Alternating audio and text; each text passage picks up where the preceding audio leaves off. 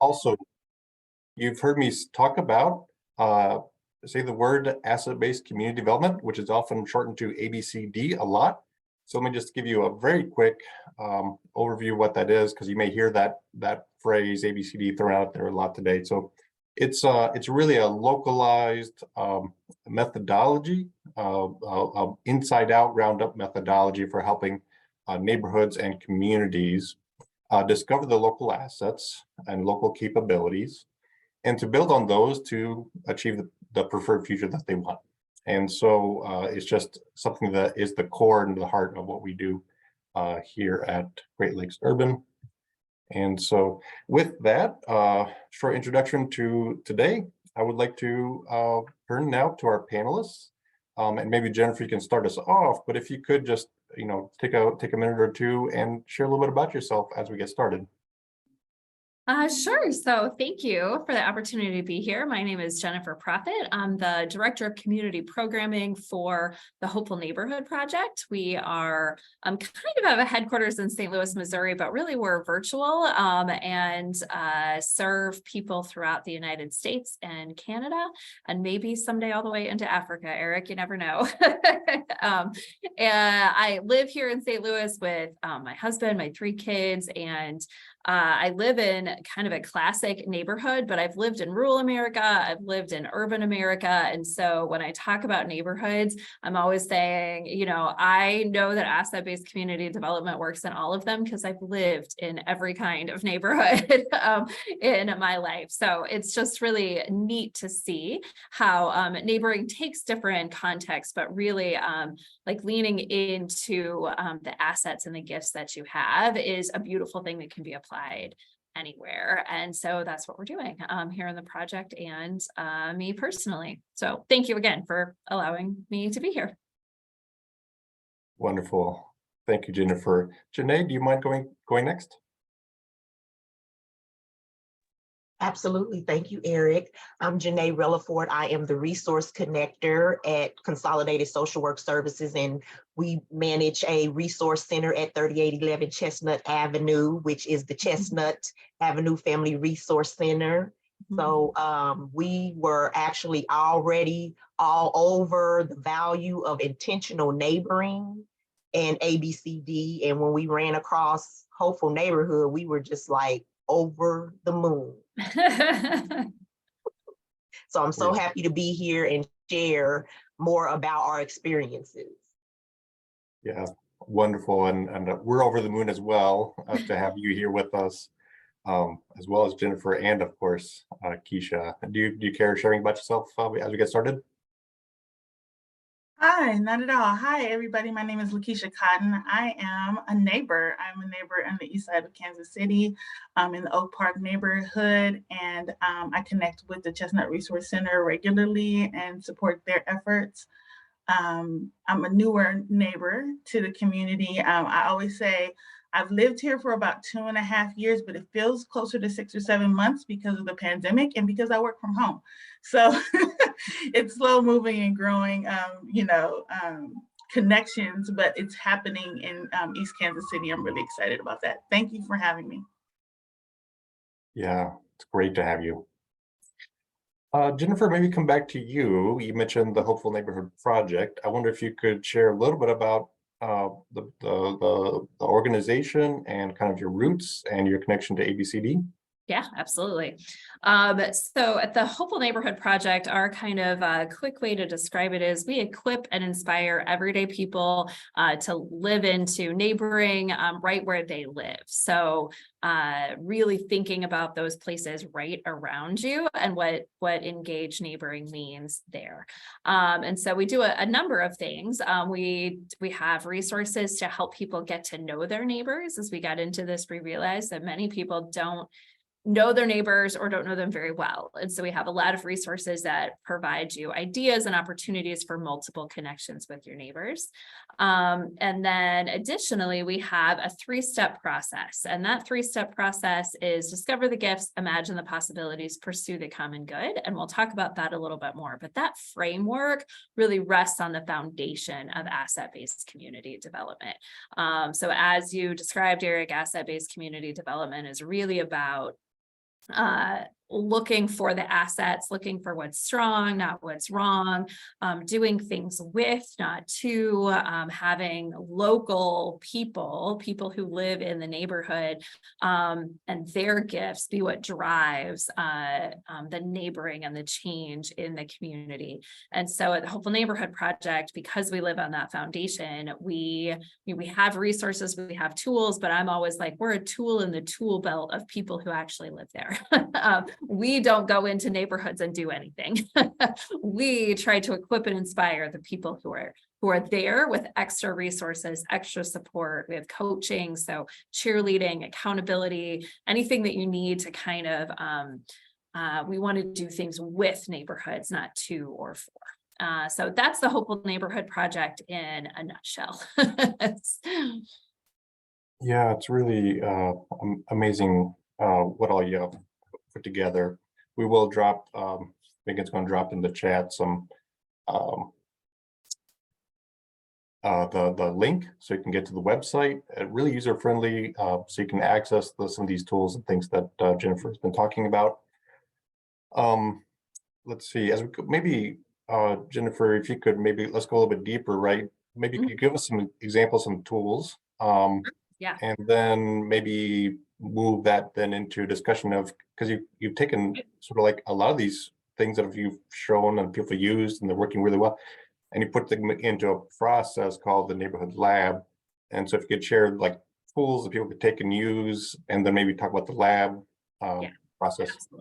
Absolutely. So our 3-step process that I said, so again, I said it really fast. So I'll say it a little slower in case anyone's note takers among us. So discover the gifts is step 1 of our process. Imagine the possibilities is step 2, and pursue the common good is step 3. And so in Discover the Gifts, that is about asset mapping. And we look at asset mapping in two categories, really. The heart of a neighborhood is the people that live there, right? And so our first step in that process, that in discovering the gifts, is really looking at the individual gifts that people have. One of our mantras at Hopeful Neighborhood is everyone is a gift with gifts to share. And so that's really step 1, is to say, who are the people in your neighborhood and how are they gifted? And not to go too deep or philosophical, but when we look at all of the kind of the stuff you see on social media or the fights that you say on regular media, we have sometimes lost this just dignity of being a human, right? And so if they disagree in some way, then somehow those people become less human and less deserving of dignity, or less we don't even acknowledge that they might have feelings. We say all sorts of things, or that they actually have gifts. And so we start there. We say everyone is a gift. The 3-year-old who has a great smile and brings you dandelions is a gift. The 87-year-old who's homebound but watches everything in the neighborhood and calls out her greetings in her direction is a gift. So whether you're big or small, you have big gifts or small contributions, everyone is a gift with gifts to share. That's step 1. Step 2 in the asset mapping is actually neighborhood gifts. So those are shared gifts in your neighborhood. And we talk about all kinds of things, which is an ABCD principle. It's not just do our streetlights work and, all of this kind of physical things that you can see, but also, are there associations? Are there nonprofits? Are there businesses? What are the public services that you have? All the things. And so that's our second step in discovering that. In discovering the gifts. So now you get to imagine the possibilities, which is like, what do we do with all those gifts? And so we have some tools, we call them possibility statements, where we take these gifts and say, if we link these together, what could we do? Like, we've got a 3-year-old with a great smile who loves to give dandelions and a community garden with flowers. Well, look at this, we could do something with that gift. So that's a big part, the biggest part of Imagine the Possibilities. But within that step, we also do some training about neighborhood well-being. And so that we get into more or less, depending on the time we have with people or where we're at with that neighborhood. But I mention it here just to say we acknowledge that the health of a neighborhood is holistic, and we want people to think about that as well. So a lot of times when we're thinking about neighborhood improvement, we'll think about something, or even if a neighborhood is a good neighborhood or a bad neighborhood, we think about the things that we see or the resources that are coming in or whatever of a neighborhood. And well-being is a lot more holistic than that. Just like personal well-being is more than just, can I run a marathon, so neighborhood well-being is the same. So sometimes we have neighborhoods that'll work with us that'll be like, I mean, I live in a gated community, there's no needs here. And I'm like, I bet there is. I bet that maybe your social connection could be better, or maybe you've got a lot of really lonely people in your neighborhood, and that's an indicator that's a health indicator that could get better. I also say there's no way to be too healthy, right? If you run marathons, you could run 2 in a year, like even if you have an aspect of health that's high, it can get better. We can always be more healthier. And so, especially in neighborhoods that maybe don't have a lot, sometimes we're like, we don't teach about health to say now fix the lowest problem. Say if you have something that's really great, you don't want to lose that. So if you're a neighborhood that doesn't have a lot of stuff, but you do have some great social cohesion, you really work well together, like keep pouring into that, because other health indicators will get better as that gets better. So we take some time to explore health. And so in that step, we explore some health, we talk about possibilities, we do a lot of brainstorming through our possibility statements, and then pursue the common good really means make a plan and work it. So possibilities don't actually move the needle if you just brainstorm them and leave them in the table. So we actually help people think through now, how are we going to actually make this happen?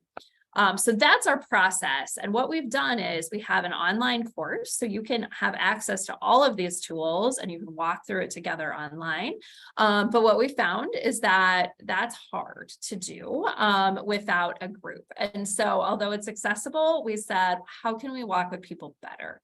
And so we developed a lab process. So it's like we have a couple different links, but for the whole process to come and do all together, like we did with Chestnut Resource Center, it's about 6 hours, and we go really deep in each of those areas. So we have a really workable plan at the end of something they're going to do in their neighborhood. And so those neighborhood project labs, we do have shorter ones because some neighborhoods are like, we cannot get people to come for 6 hours. They barely know each other, but we've got a few faithfuls and we're like, all right, well, we could do like a mini lab for 6 hours or for 2 hours and maybe do something longer. But really the magic is in the really digging deep. So we really love the 6 hour labs where you can really, really dig in.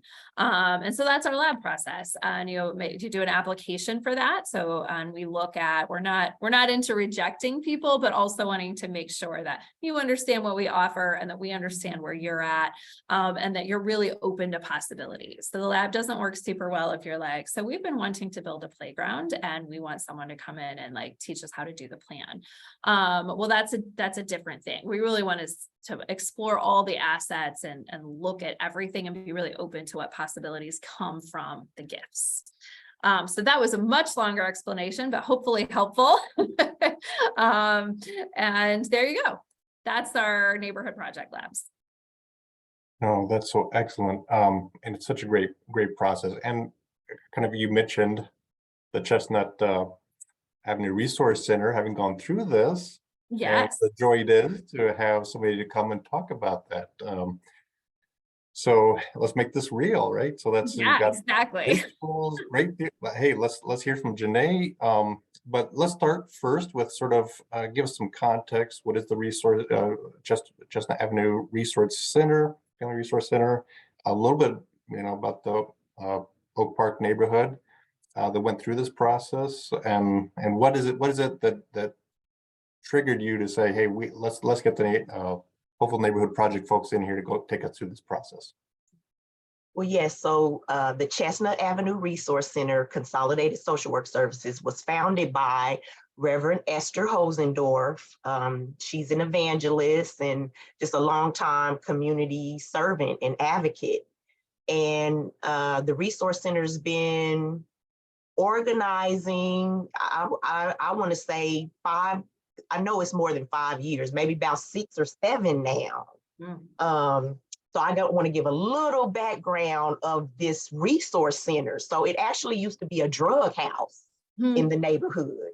And Reverend Esther worked with the police and other residents in the neighborhood to get that drug house shut down. And now it's a resource center in the neighborhood, which is a beautiful testimony in itself.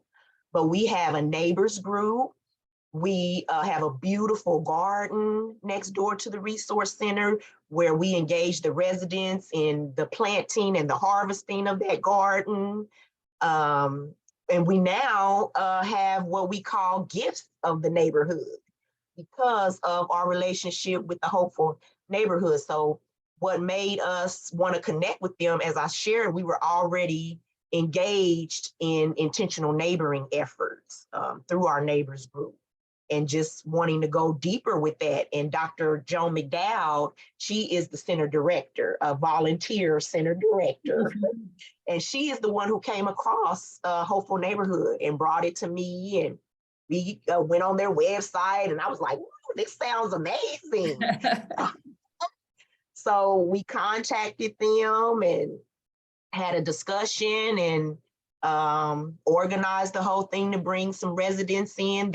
So we were wanting to do a neighborhood block ambassador initiative, and we had already kind of started at it. We had a few neighbors who were already in to be neighborhood block ambassadors. We had already given them some information to kind of share out with their neighbors.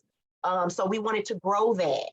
And through this effort, we were able to get more residents to sign up to want to be neighborhood block ambassadors. And that's kind of where we are with it now, just really wanting to strengthen and grow that. But so out of Hopeful Neighborhood, and this is where it'll transition into Ms. Keisha, when we went through the process, it was a unanimous decision of the project that we wanted to do. We all were very concerned about the mental health of residents, in the neighborhood and really throughout the community. So that's what we decided to focus in on. And just so happened, we had someone in the neighborhood that was gifted to do facilitation in mental health first aid. Yeah, amazing. And thank you, Janae, for giving us that context. So powerful. And I just want to make it clear here too. I've used some of the Helpful Neighborhood project resources as well, so I can attest to it personally. So I ordered the book and we went through that with my faith community, and have seen neighboring spreading through that. So you can pull things, if you have the time to go through the whole process that we're describing here. And we did drop a link to the neighborhood lab process, the description of it in the chat, so you can look at that. But if you don't have time for that, but you want to pull something off and just use bits and pieces of the entire toolkit, you can do that as well. It's very effective. So with that, and Janae's wonderful introduction to Lakeisha and the work that's happening there in the neighborhood. Lakeisha, can you start us off with kind of first sharing what it was like going through this neighborhood lab process, what it was like for you, what did you experience going through that? Walk us through from that first gathering of neighbors to that final, kind of decision point that Janae mentioned. What was it like for you? Sure. So at that point, I had been a part of the neighbors group for probably a couple of years, just off and on, showing up to meetings, attending the events and things like that. And in meetings, we have a lot of opportunity to share what our concerns are in the community. And, oftentimes we're sharing what our deficits are or our concerns are with the community. And we try to be goal oriented as much as possible. But sometimes it's like, okay, we're coming up with a project and we're going to move forward on it. But there are some heavy concerns that are always expressed, right? So the Hopeful Neighborhood Project coming in and helping us to kind of give guidance to what some of those concerns are, what some of our hopes are for our neighborhood, and how we can be agents for change. it was a really good opportunity to sit through, to talk through. And it wasn't just focused on the deficits, right? And some of our community members, that's all we can talk about because that's at the top of our heads, right? That's what's affecting us directly. Anything from trash to dilapidated housing, to homelessness, to, you know, the things that we see regularly are kind of what pop up. However, the Hopeful Neighborhood Project was able to kind of take us there and to address those needs and to talk about the strengths too, right? What can we do to better support our community? What do we have right here in this space with this group of folks who are willing to bring those gifts forward and share it with others, right? How can we make the ripple effect go from here in this wonderful tight-knit group to expanding and keeping that ripple effect going out to our community? So that's what the workshop felt like, right? It felt like really good opportunities for people to express themselves and to say yes and, right? Yes, this is the issue, and this is what we have to offer. So I really appreciated it. And so when we had the opportunity to bring forth our gifts, you know, we all have different gifts. And I'm like, well, one of the things that I have to offer is something that I've carried with me for a number of years in my professional career, as well as, you know, my ability to, or my willingness to offer it beyond my professional career, which was mental health first aid. And I've been an instructor in it since about 2014. And I make sure that I keep my certification up because I believe in the content and I believe in the information that it provides. So when we started talking about the emotional well-being, the mental well-being of our community, and trying to understand some of those issues, right? Including addiction, people experiencing homelessness, all that stuff kept popping up. And I said, well, mental health first aid is a good way to get people into a conversation and to learn about some of the stigma associated with some of those topics. And it gives the opportunity for people to feel more empowered in supporting people who might be experiencing a mental health crisis, near or entering a mental health crisis. So I just felt that I could offer it, you know, if people were interested, and I do that regularly. So the fact that people were unanimously interested in the training I was floored, and I was really, really excited, right? So I was really grateful for the opportunity. And it didn't just stop there, right? We had the idea, we brought it forward, and we're continuing the conversation. It'll be a year, and we're still talking about mental health, right? We're still continuing on with those discussions, and just even as an instructor, it could be that I cheated, right? Because I know a lot about the content. It can seem like I cheated, but no, I'm learning in the moment too, because I live here too, and I'm a newer member to the community. So I'm learning in the moment too. I'm bringing the content, facilitating the discussion, but I'm learning in the process as well. Yeah, no, that's amazing. Clearly you're a gift, and that's, yeah, just appreciate you being open and willing to bring that forward. It seems like the process, right, took you through, I mean, you ended up with some different, if I understood the process right, you end up with different ideas that have percolated up through the course of the process, and then maybe there's a voting, you know, mechanism at the end, and then people settled on that. Do I understand the process right?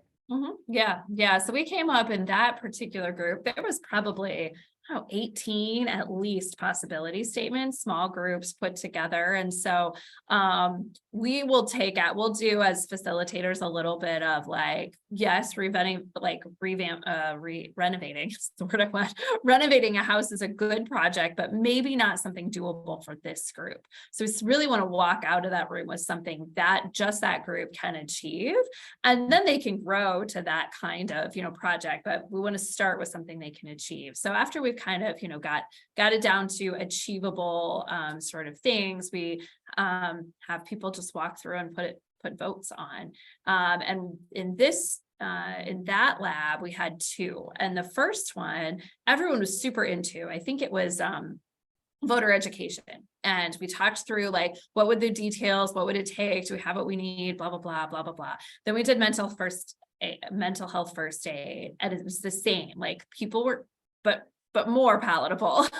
But people were really into that too. And when it came to voting though, it was like, we put the voter education one up and nobody said anything. And like, they were really into the idea. It was a really solid idea. And I don't know, like capacity is one thing, but I know Joan was like, we should keep this paper. Like, this is probably a really good idea to do at some point. But like the mental health first aid just seemed to really be what had moved everybody's heart in that moment. I think it moved everybody because it was something that had addressed concerns. So I always tell people when you're doing asset-based talk, sometimes people are like, well, but you have to hear about the problems. You can't just sugarcoat them. I promise you, you will hear about the problems. That is not an issue. When you get humans together, you will figure out the problems, whether you want to or not. This is how humans are. But if you focus on the gifts, the whole like empowerment and feeling around the conversation changes, even when the problems come up. And that's really what what happened in this situation. So I think that, it had come up that the health indicator for emotional health was the lowest when we did the survey on neighborhood well-being. And so that was something that everyone was sitting with. And when they saw they had gifts that could like address that, it just was a moving experience. I mean, there was more than just mine that had tears when we got to the end and really felt like we could do something just with the gifts in the room.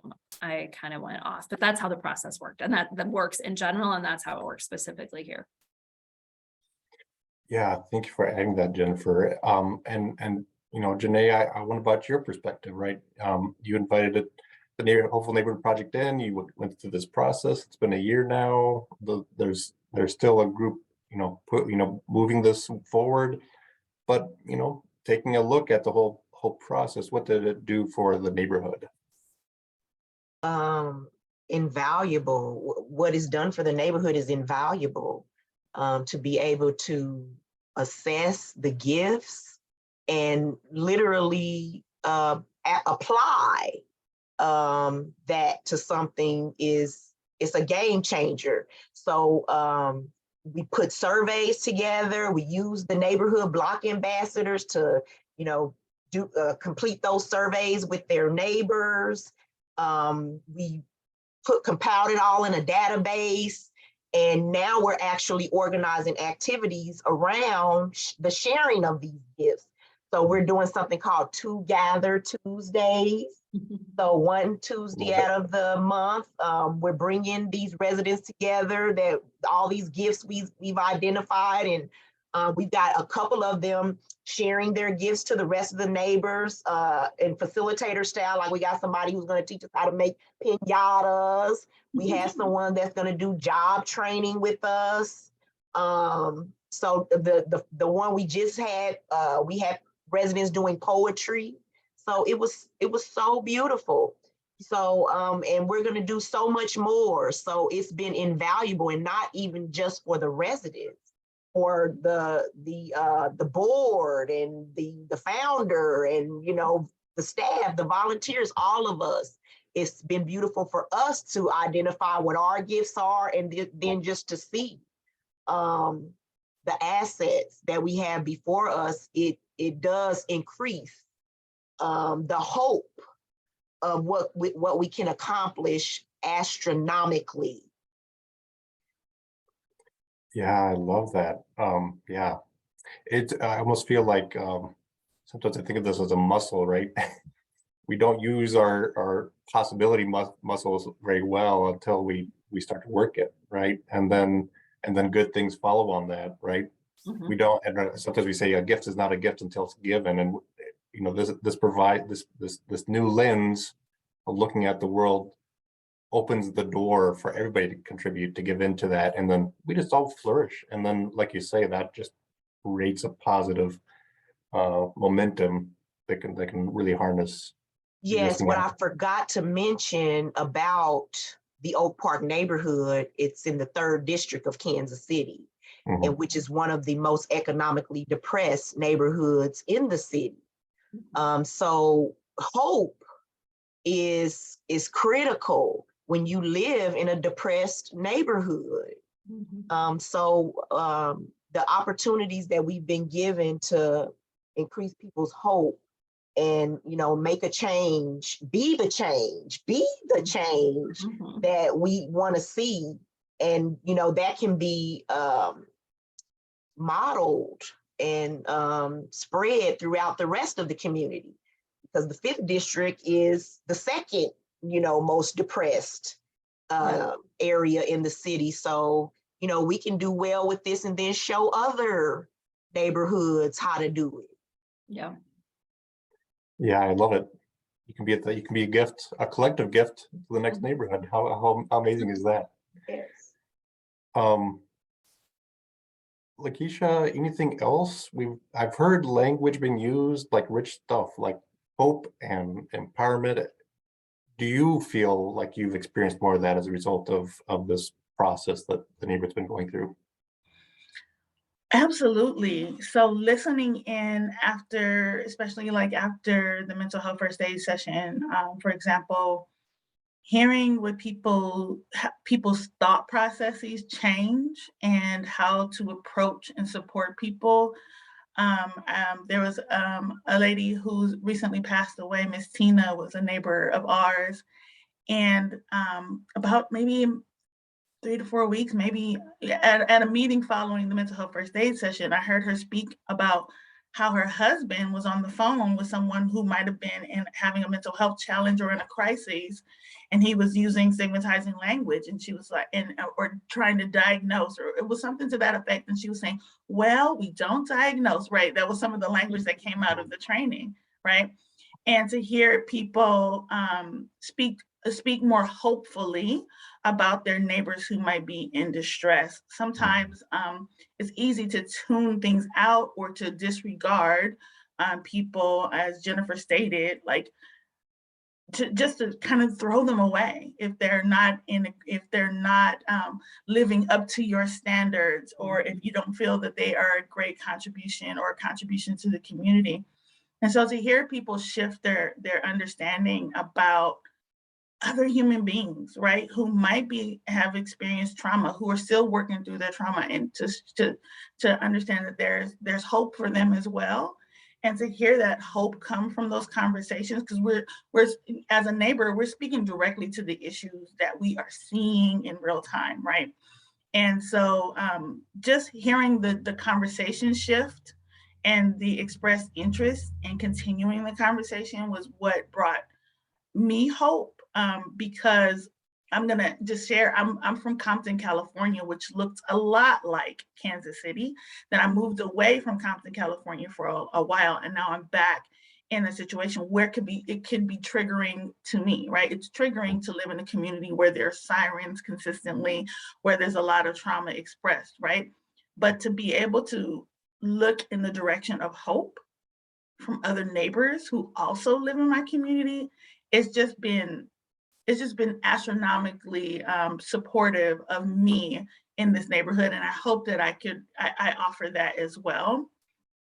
And just seeing the cultural shift, the shift about how we think about other human beings that are also living in this environment, it was just really really inspiring, for sure. Well, let me add just a little clarity as well. So the end of our process, what their project was to host mental health first aid training. And I think we said that, but just to make sure that's clear. And so what they decided is to train themselves first so that they could like radiate that and then continue trainings, as needed. So if I understand right, that most of the neighbor group has been trained in 2 different settings. And so that the neat thing was even, and if you don't do this, it's fine, but was like, oh, wait, there's a hospital, like on the map, we see that there's a hospital across the street, and we could actually bring some resources in by offering this training and charging people who need so like, it really, like, it wasn't just this one little thing. We started with that, and it can grow. So I just wanted to say, like, your project might be something completely different, right? Because you have a completely different neighborhood, but hopefully the end result is like, this was life-changing because it's exactly what used our gifts and what was needed in our context. And that's where I really where we really feel so inspired to be doing things with people. There's no way we could have come in. If you would ask me and the facilitator before we went to Kansas City what kind of project we thought would have come from it, I don't know what it would have been, but it wouldn't have been mental health first aid training. I didn't even know that was a thing, right? So this really is an opportunity, and I want you to hear what opportunity it is for your neighborhood, not to end up with the same kind of result, but to end up with the same kind of project, but to end up with the same kind of result where you and your neighbors feel empowered to do exactly what you need with the gifts you have. So beautifully and so well put. Thank you, Jennifer. You're welcome. I know at this point, and I can even see in some of the questions in chat, but people are wondering, how do we tap into the resources, tools, etc., methodology? And so do you want to say anything about that, Jennifer? Yeah, absolutely. So our website is the key to it all. So you can go in there. If you go to the website, there's a couple I see a really great question, so I'll address that. There's 3 little boxes. So it's like, I'm a hopeful neighbor. And so that's for those of you who are just everyday neighbors and are like, what can I do with this? Any of them are for any of you, but that's really like, just start with taking the pledge to discover the gifts. And then we are like, here's where the class is, here's the little gifts that we send you, and discovering the gifts is the pledge that you take. If you're a practitioner and you want to bring this to your neighborhood, then we have a little place for that. And then the labs, Eric was mentioning, we have this field guide. We do have some faith-based resources. So if you happen to be from a faith community, then we also have a place for faith leaders. And we have another book that, kind of addresses neighboring and what it means from a biblical perspective of hopeful neighborhood. This is not a faith-based resource. So this, if you're in a community that works well. The labs are also don't have faith content in them. So they are accessible to everything. There's no cost to bring a facilitator out at this point. What your responsibility is to secure the space, to find the neighbors, and to provide any extra things that are needed, particularly like food, if there's snacks or things like that. And that's partly for expense and partly because that's a great first step in finding assets. I think Janae could attest to this. When she had to go out looking for restaurants, she was like, oh, we could do this place in the neighborhood, and they could send their business cards out. And there was, I think, a new restaurant that we brought in. And so it's really starts and sets that tone of this is the neighborhood. We brought donuts from another local place in Kansas City for our Saturday morning. And so it really starts with that. Let's look at our assets. And that's part of why we want the organizer to do all of those things. Even finding this space, we met in a space that they hadn't used before, just to, get to know the assets in the neighborhood. So that's that. That answers that question I saw pop up about cost. Yeah, no, thank you. And we'll be transitioning now to questions. So if you have other questions, I know there's one more to the chat we need to get to, but please go ahead and drop those in that Q&A box at the bottom of your screen. We do want to get to those. While you're doing that, getting your questions out there, let me say a couple things in this transition point. One, we dropped the Facebook page for the Chestnut Avenue Resource Center. Do check them out, follow them, keep learning that story, and then as you feel led to, please feel free to make a contribution to the Resource Center and the work that the community health team is doing. And others, and just give to that story if you would. If you want to see new neighborhoods onboarding into this kind of a life together, we do have at Great Lakes Urban a community innovation fund, which is geared specifically for that. If that's a passion of yours, that's one way you can get to the broader cause of growing more and more communities adopting the rhythms and habits of asset-based community development. And we'll drop a link to our website. And if you click on the donate tab, you can do that. You maybe just want to stay engaged with this growing movement. and you just want to learn more, keep the stories coming into your inbox, please feel free to do that at our Stay Connected or Get Connected tab. That's also in the chat as well. We dropped that link there. And we also just have, if you just need like a quick here's an idea to get started, we have a Good Neighbor page or a Good Neighbor tab, and you can click on that tab and just do something simple. Get a potluck started in your neighborhood, whatever it is. You can do something right where you are today to get something started. So 3 ways you can stay engaged, stay involved in the story, and keep growing the hope and the belonging and dignity that you can see comes out of this. Okay, so with that, we'll transition now to some of the questions that have come in. Let's start with this question. Could this be citywide or is it neighborhood specific, this kind of a process? That's a great question. My staff teases me because they're like, Jennifer will entertain any conversation. So I'll entertain any conversation.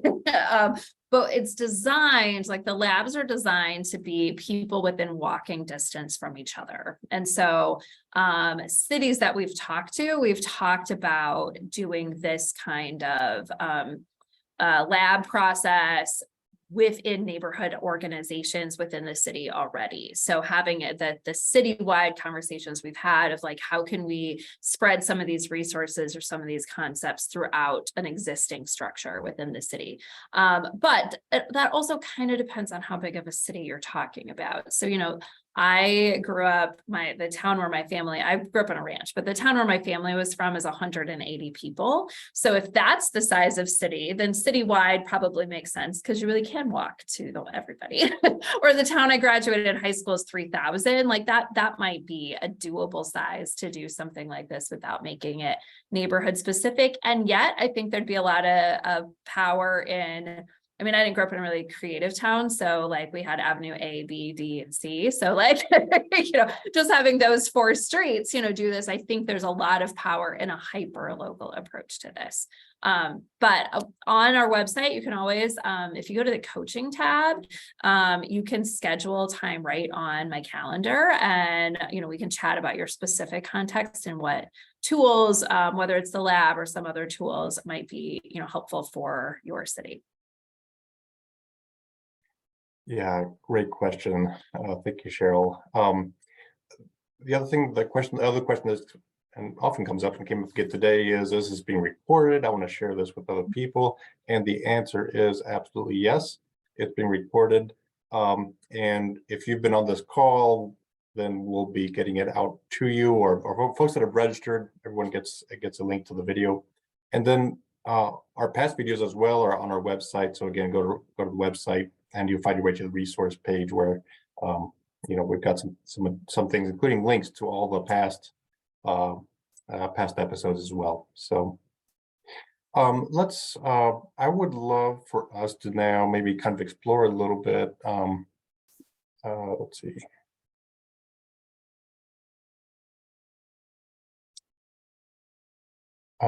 Yeah, if you could maybe let's explore a little bit about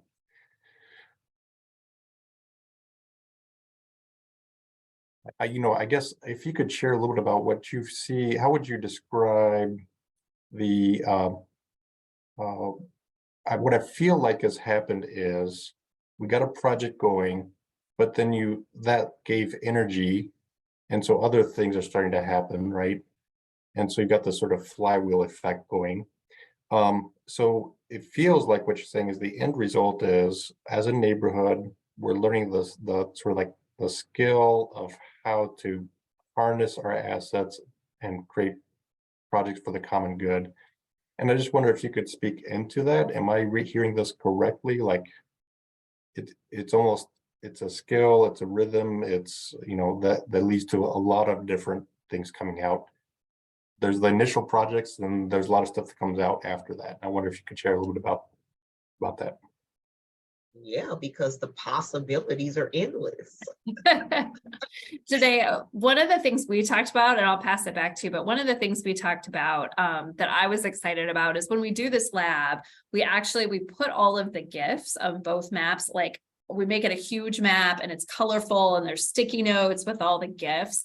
And you had told me that you put that on the wall in the resource center so that it's kind of a part of your meeting. So maybe you could speak to that a little bit. Because I think that's what's kind of helping make that continue. Well, absolutely. You know, the map shows the assets that the tangible assets that we have in the community, like the garden, you know, a local grocery store, schools, libraries, things like that. Then also some of the personal gifts of the people in the neighborhood, where really I just think that's where the heartbeat of what this is with the people. So like when we assess the gifts, they're like, I don't want to get it wrong, but it's and you know, Jennifer, the way it breaks up, it's like gifts of the hands, gifts of the heart. It's broken up into some categories of the different gifts. Yeah. So I mean, there all these surveys we put out there. I mean, people had so many different gifts. Like one person didn't just have one gift. Yeah. They had so many different gifts that it's a challenge to really like focus. Right. Focus on, you know, how we're going to do this you know, guide the community in the sharing of these gifts in a strategic and impactful way. So yeah, started out with the mental health first aid, but you know, we knew we wanted to expand the neighborhood block ambassador initiative. So we're kicking off with that. We got the Gather Tuesdays, and who knows what's gonna come after that. Yeah. I just wanted to say that another thing that these types of activities and the Hopeful Neighborhood Project gave us was permission to ask for help. And it offered us, you know, it took those vulnerabilities away where people can have a lot of sense of pride or shame associated with their current state. But knowing that there are gifts on the wall, I shamelessly offer my husband's gifts because he's an HVAC tech. So HVAC, air conditioning, heating, and plumbing is this thing that he does effortlessly, right? So it's, you know, it's because it's a part of our culture in our neighborhood to offer help and offer our gifts, right? It's not a thing for us to share our gifts in our household because we know that's a part of our culture and people have shared it with us, right? And those types of connections are invaluable because it might be something very easy for my husband to do, to go check someone's water heater, right? It's not a big deal, but it could cost him a neighbor hundreds of dollars for another company to come and do. And knowing that he has that expertise and, you know, their willingness to let them into their home or to ask for help, it's just been it's just opened more doors, right? And so for a new neighbors group or for people who don't often connect, it could just be that opportunity for us to connect even further, right? By offering your gifts and adding that as a part of the culture of your community could just, you know, open more doors for people to connect more frequently. Yeah, one of the neat things that happens in the lab that speaks to what you're saying is, you know, when you've started with the gifts and then you get to the project planning, the same thing happens in our project planning that happens in every project any of you have planned anytime, right? You have like 4 people who are like, I'll do that, I'll do that, I'll do that, like, you know, the volunteers. And then you have everybody else who's like getting real small and whatever. And what always happens then when we do this, though, is because we've already identified everybody's gifts, they'll start to say like, well, hey, you know, Mr. Eric, you've been talking this whole time. You should be on the publicity team. Like, you should be the one out there talking. Or, you know, remember you have an artistic gift and you designed that t-shirt. Maybe we should put you like for the graphic.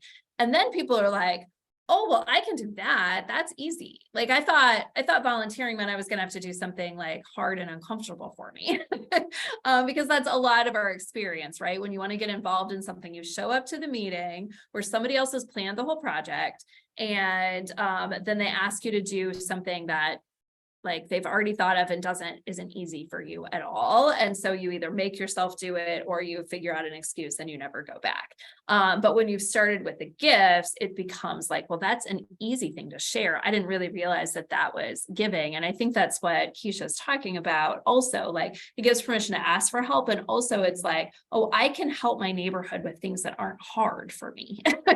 I have something that's easy for me, and it just then makes it a joy. And therefore the experience of asking and receiving and giving the help is all a joyful experience because it's based on things that are easy. Anyway, that's my add on. Thank you, Keisha, for sharing that. Yep, for sure. Reciprocity. Yeah, it's a life-giving. It's a life-giving. Yeah, because I think like Keisha, you talked about culture, right? So life-giving culture is what you're building. Yeah. And when we say gifts, just a definition, we do have like any way that you do gifts is great. We have an inventory called the Every Gift Inventory. So that's a tool, a free tool that you can use if you're like, I don't know, I don't know what my gifts are, or no one would know what their gifts are, or whatever. But it divides it into 12 categories. Our definition of gifts is really your skills, innate abilities, the experiences you have. It's kind of a broad definition, but it's innate abilities, but also skills you've acquired over time. So just to put some context there. Yeah, and I think that answers one of the questions that came in. They, asking about what is that, what are the gifts of the head and heart, or what does that mean? And I think we've unpacked a lot of different kinds of gifts. So hopefully that answers that question, right? So anything specific skills like an HVAC to publicity, design, those kinds of things. The gift of gab.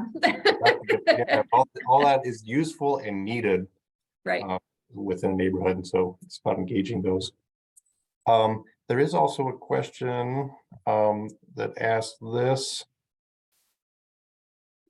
Where does the imagination come from for the next two things neighbors would work on together? And we'll make this the last question because we're quickly coming to, hard to believe, to our close of an hour. So where does the imagination come from for the next two things neighbors will work on together? I would just say they come from the discovery of the gifts. When we start looking at what people are, putting down as the skills and the talents and the things they can do, that's where the imagination is coming from of what we could do with these gifts. Yeah. So we can always, I say this about asset mapping and like this gift discovery, you're never done because the assets it's not a one and done. Your assets are always changing. There's new people moving in and out of the neighborhood. And so like, we're going to come back to Chestnut Resource Center this summer and talk about, what's next and kind of help facilitate that discussion. Clearly they're doing that on their own as well. They don't, but this is a with, not two or four. And so we continue to walk together and say, sure, we can come back and do a little bit more imagination of what happens next. I was going to mention, because I forgot to mention before, another way you can access these materials is through online or virtual events. So we can do some of these labs virtually as well. And we do have I think on our schedule upcoming, we have an HMP 101, so you can just come and learn, a little deeper about a lot of the things we've talked about today. There's also a Discover the Gifts workshop. So you just come yourself or with a small group and we'll do some asset mapping together virtually. I don't think I haven't imagined the possibilities on the event calendar right now, but that's where we would, kind of say, okay, next come back and to bring your gift chart and we'll do some imagining. And so depending on where this question is coming from, people who have went through it can still take that asset map, or they can redo the asset map and redo the possibilities. Well, that's wonderful. Thank you. We'll leave with Debbie's question here. I think we'll wrap up, but we can go off thinking about this. I know I will. Do you think there's a better word than gifts? I like can-dos because many people are uncomfortable calling what they can do gifts. I think that's just fascinating. Well, here's what I will tell you from research. So we started this whole thing with some research and we asked people what word they liked, if they like strengths or skills or gifts or whatever. And there was no clear was actually no clear results from the research. There were like different people, some of us generationally, some generations would skew more towards one than the other, probably because of their work experience or lack of or whatever. And so we stuck with gifts because we liked it and it seemed like people didn't hate it. But the concept, the asset-based kind of concept is what's important. So if you take this and how you talk about it and share, can do, works with your context, use it. If there's another word that works in your context, like use it, because it's really about this feeling of empowerment and that you have and everyone around you has worth and dignity and something to share. They were created and they have something to share from that. They're not just a blob. And so however, whatever language you use to resonate with that, I give it a high five. Absolutely. And a high five to all of you, our panelists. We are so grateful for the time you've given to this, and what a gift you've been to all of us. And we're just super appreciative. And now I can go away knowing I'm not just a blob. But See, that's my inspiration for you today. You are not a blob. no, in all seriousness, I think you all know my deep gratitude and respect for what you've done, you know, with the whole toolkit, but also to Janae and Lakeisha, just what you've done in your neighborhood. Huge respect. Thank you to everyone that joined us today. Again, just keep an eye out. We'll have a follow-up email with recording and such. And let's stay connected. Let's keep growing this movement. More and more people doing this localized, inside out, you know, gift-based, place-oriented work. Let's just keep growing this because you can see that it is powerful and it truly makes a difference. With that, I will wrap up today, but stay tuned. More to come.